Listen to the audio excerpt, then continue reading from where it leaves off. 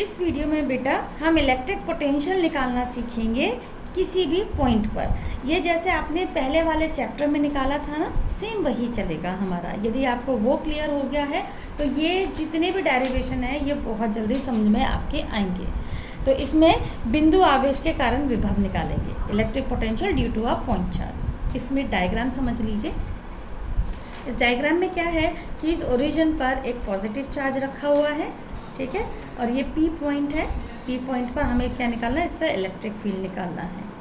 ठीक, अब क्या है, तो यहाँ पे हमारा क्या, कोई भी एक पॉइंट ले लिया है और इस पॉइंट का डिस्टेंस कितना है, इस ओ से लेके पी तक का डिस्टेंस कितना है, हमारा आर है।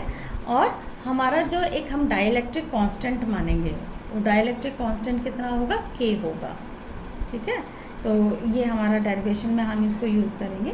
तो इसमें क्या है, जो हमारा क्यू चार्ज है, हम मान लेते हैं कि ये जो हमारा क्यू टेस्ट चार्ज है वो कहाँ पे रखा हुआ है, ए पॉइंट पर रखा हुआ है। और इस पॉइंट को हम जब यहाँ पे इस पॉइंट पर हमारा चार्ज रखा हुआ है तो पहले कहाँ पे लेके आएंगे हम, बी पर। अच्छा, एक बात और देख लीजिए, इस ए का यानी कि जो टेस्ट चार्ज और इस क्यू चार्ज के बीच का डिफरेंस हमने x माना है। आप इसे r भी मान सकते हैं, कैपिटल R कुछ भी मान सकते हैं, मैंने x माना है इसमें। ठीक है, तो इस b और a हमने 2 पॉइंट लिए। 2 पॉइंट कैसे लिए, हमने मान लिया कि जो टेस्ट चार्ज है वो कहाँ पे रखा हुआ है, a पॉइंट पर रखा हुआ है।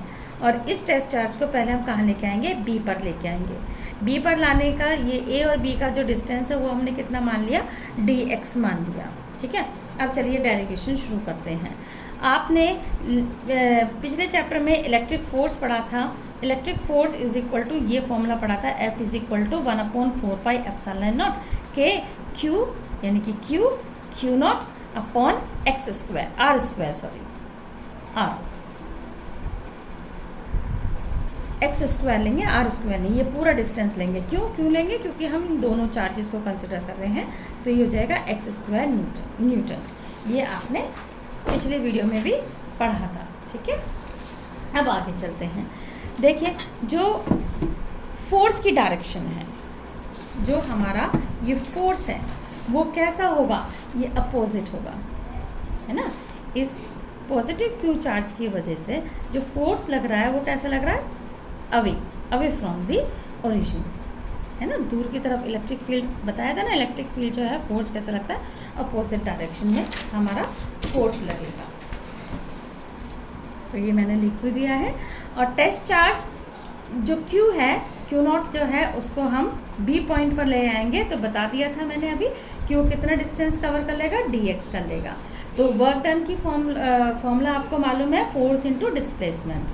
तो force into displacement, x minus क्यों लिया है डिस्प्लेसमेंट को, क्योंकि हम इलेक्ट्रिक फील्ड के अगेंस्ट काम कर रहे हैं, इसलिए यहाँ पे हमने माइनस साइन लिया है। ये बात मैंने इसमें लिख भी दी है। ठीक है, अब देखिए, अब हम निकालेंगे पूरे का work done, total work done निकालेंगे। ये तो छोटा सा वर्क डन था कि बी पॉइंट, ए पॉइंट से बी पॉइंट तक आने में, पर हमें तो टोटल वर्क डन निकालना है। टोटल वर्क डन क्या करेंगे कि इन्फिनिटी से, डायग्राम में देखिए, यहाँ से इन्फिनिटी से आर तक लाना है। इन्फिनिटी से इस आर तक हमें इस टेस्ट चार्ज को लेके आना है। तो जो हम लिमिट लेंगे वो कितनी लेंगे, इन्फिनिटी से आर तक, कि इन्फिनिटी से हम आर तक उस टेस्ट चार्ज को लेके आएंगे। और माइनस साइन मैंने अभी बताया था, अपोजिट डायरेक्शन में ला रहे हैं इसलिए। और ये कितना आ जाएगा, फोर्स इंटू डिस्प्लेसमेंट, इस वाली इक्वेशन से। इसको, इस वाली इक्वेशन को हमने क्या कर दिया, इंटीग्रेट कर दिया। ठीक है, अब देखिए, फोर्स का फॉर्मूला मैंने अभी पीछे हमने क्या लिखा था, क्यू नॉट अपॉन 4 पाई एप्सिलॉन नॉट के।